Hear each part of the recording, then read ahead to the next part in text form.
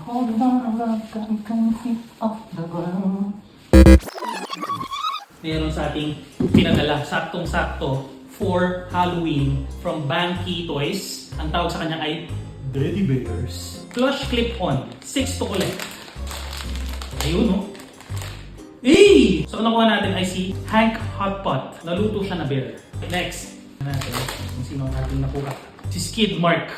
Next, Yumi ang pangalan. Gusto natin siya sa kanyang coffin.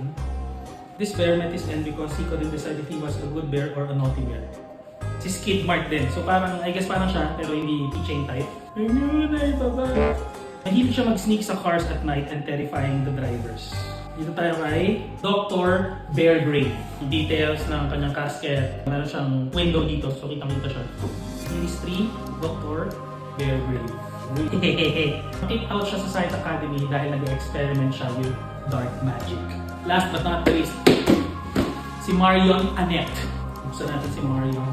Got fed up of being moved by a puppet master. So, pinutol niya ang strings niya and ran away. So, if you are a toy collector or mahilig ka sa mga plushie, try mo tong Teddy Bears. So, check out Banky Toys PH kung gusto nyo mag-purchase ng sarili nyo ng Teddy Bears. Again, shout out to Banky Toys PH. Maraming salamat sa mga pinadala nyo sa akin and happy Halloween, guys!